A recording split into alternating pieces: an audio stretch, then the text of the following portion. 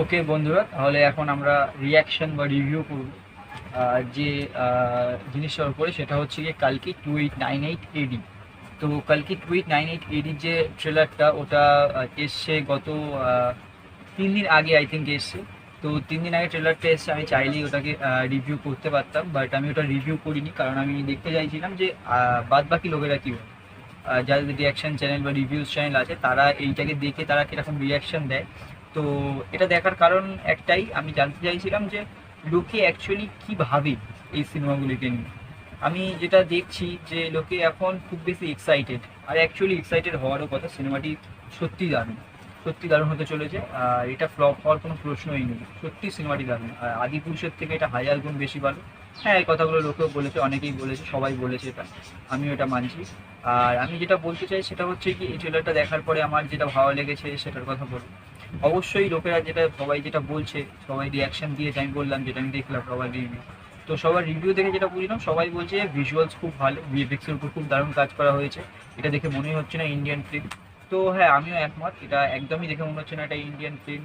মানে দুর্দান্ত কাজ হয়েছে এখানে। মাইথোলজি থেকে একটা জিনিস ডিটেলগুলো যেরকমভাবে নেওয়া হয়েছে, বা এটা কি বলবো, ভিজুয়ালস যেরকম দেখানো হয়েছে, মানে এক একটা জিনিস কোনায় কোনায় কি সুন্দর ভিএফএক্সের ইউজ করা হয়েছে।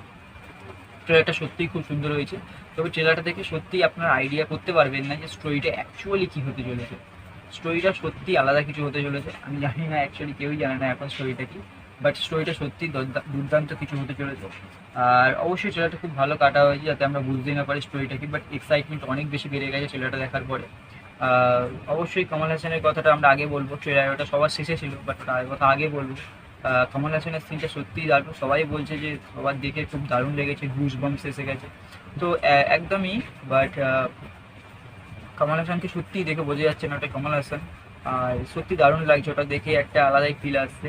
বাট যদি ওভারঅল পুরো ট্রেলারটার কথা বলি, পুরো ট্রেলারটায় যে যে ক্যারেক্টারগুলো আছে সবার কথা আমরা এক একটা করে বলি। দীপিকা পাদুকোনকে খুব কম 3-4টে আই থিঙ্ক স্ক্রিনে দেখা যাচ্ছে। দীপিকা পাডুকোনের অত বেশি সিন দেওয়া হয়নি এই ট্রেলারটাতে। আর সিনেমাতে অবশ্যই অত বেশি থাকবে না ওনার সিন। দীপিকা পাদুকোনকে ইমোশনাল, দীপিকা পাদুকোন খুব বেশি ভালো অ্যাক্টিং করছে ওই জায়গাগুলোতে। আর অবশ্যই অমিতাভ বচ্চনের কথা বলতে হবে, তাকে সত্যি একটা মানে কি বলবো, তাকে একটা বিস্ট লাগছে।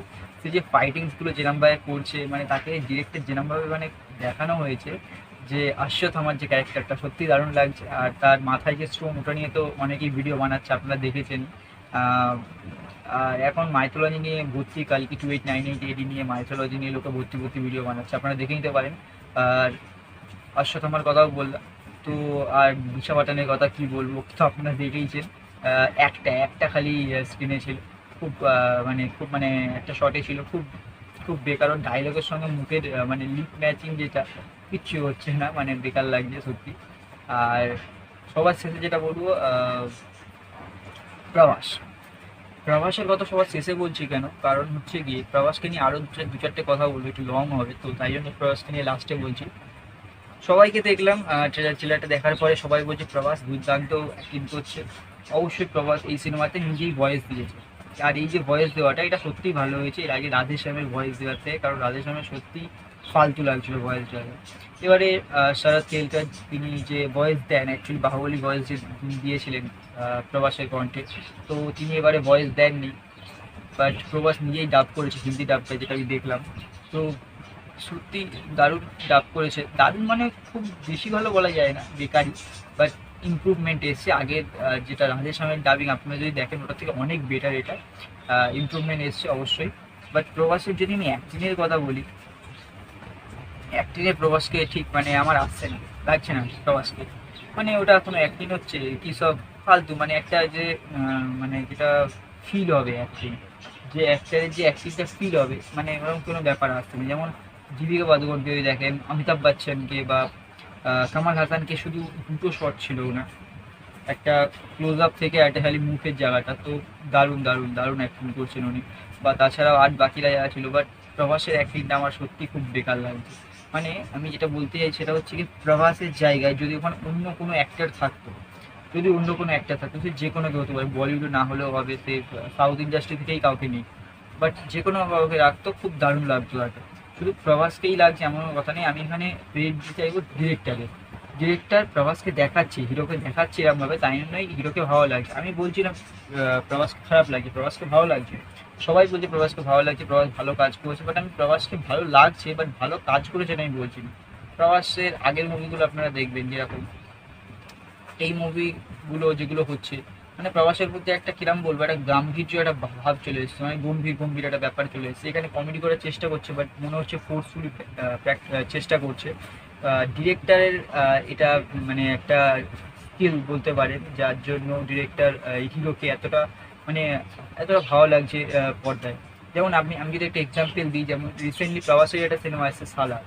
সালার সিনেমায় তো প্রবাসের আপনারা অ্যাক্টিং দেখবেন, অতটা ভালো অ্যাক্টিং নয়, প্রবাস খালি নর্মালি করছে গিয়ে অ্যাকশন ফ্যাকশন করছে, বাট অ্যাক্টিং যেটা অ্যাক্টিং কিন্তু অ্যাকশন নয়। অ্যাক্টিং মানে সে মানে যেটা প্রেজেন্ট করছে আমাদের সামনে, শুধু ফাইটিং অ্যাক্টিং হয় না, ঠিক আছে। তো আমি বলতে চাইছি সালারের কথাও, সালারে দেখবে যে প্রভাসকে যেরকমভাবে দেখানো হয়েছে ওটা কিন্তু সম্পূর্ণ ক্রেডিট দিতে হবে ডিরেক্টর, কারণ ডিরেক্টর হিরোকে ওরকমভাবে দেখাচ্ছে।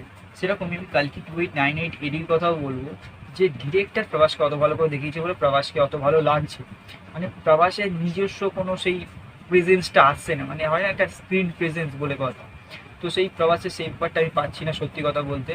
আর সিনেমাটা সত্যিই দারুণ হবে, বারবার বলছি, সবাই বলছে। আমি এই জিনিসটাই সবার ভিডিও, আমি যেটা আগে বললাম যে আমি সবার ভিডিওতে রিয়াকশন দেখতে গেছিলাম, সবাই কী কী রিয়াকশন দিচ্ছে প্রভাসকে নিয়ে। আমার প্রথমে থেকেই প্রভাসকে খুব বেকার লেগেছে। আমি ওটাই জানতে চাইছিলাম আমি লোকে কী বলে, লোকে তো প্রভাসকে সেই মানে সেই বলছে, কিন্তু লোকে অ্যাকচুয়ালি এটা অ্যানালিটিক করে দেখছে না যে অ্যাকচুয়ালি প্রভাস কত ভালো লাগছে প্রভাসের জন্য, নাকি ডিরেক্টর ওকে ওরকমভাবে প্রেজেন্ট করছে। অবশ্যই ডিরেক্টরের প্রেজেন্টেশন থাকবেই প্রয়োজন, বাট হিরোরও তো একটা স্ক্রিন প্রেজেন্স বলে একটা ব্যাপার আছে, যে অত একটা দমদার হিরো একটা তো ব্যাপার থাকবে। রিসেন্টলি আমি প্রবাসের যে কোনো সিনেমা দেখছি, আপনারা সেই রাধে শ্যাম বলুন, সালার বলুন, আদিপুরুষ বলুন, আর কালকি, সেম অ্যাক্টিং, একটা গাম্ভীর্যপূর্ণ ব্যাপার নিয়ে আসছে সবার সামনে, মানে ডিফারেন্ট কোনো ইয়ে নেই। একজন অ্যাক্টার যেরকম আপনারা অন্য অন্য অ্যাক্টারকে দেখবেন সেরকম কোনো ব্যাপার নেই।